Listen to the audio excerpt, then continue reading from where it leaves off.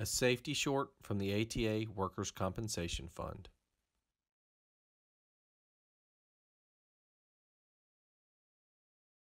Hey, I'm Skibo Holman. I'm a physical therapist here with McElroy Trucking, and I want to talk to you about something I see a good bit in my clinic. It's chronic low back pain. Chronic low back pain is different than acute low back pain. Chronic low back pain is something you have. Maybe you've had it for a few years. Kind of gets aggravated about over a period of a day or two. You come into the clinic and say, I don't really know what happened. It's always bothered me, but now it's really bothering me a lot.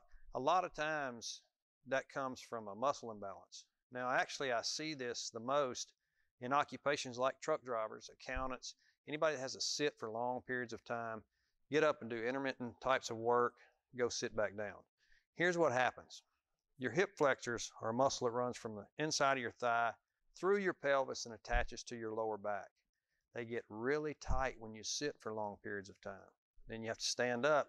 They're attached to your lower back, so they begin to put stress on your lower back that's abnormal. Your hamstrings run from the bottom of your leg all the way up to the bottom of your pelvis. They get tight as well. You get up, all of a sudden they're pulling your pelvis forward.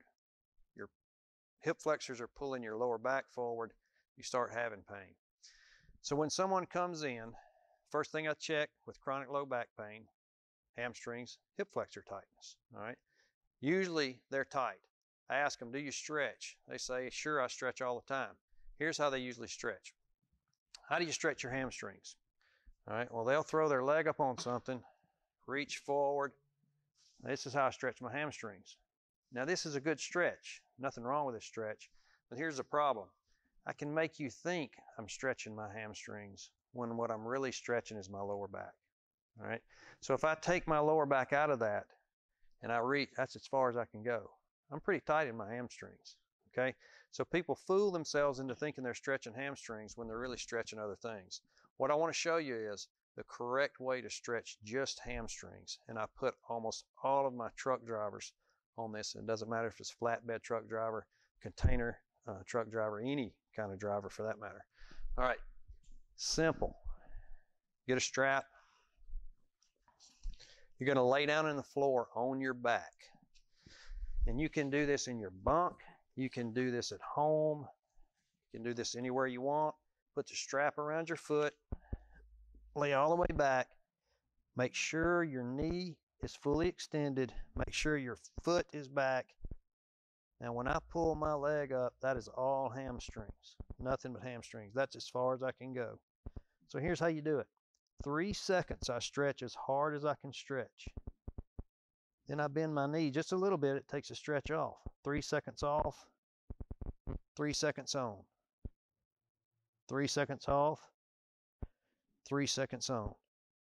Now, if I do that for a whole commercial break when I'm watching TV, I got that leg stretched out. The next commercial break, I do the other leg. I got it whipped.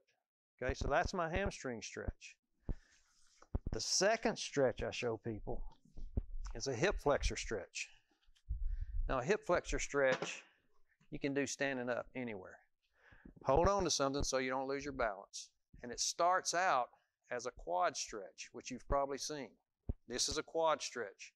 Bring your heel towards your rear end. Now, this is not a hip flexor stretch. There's nothing wrong with this stretch either. It's a good stretch to do.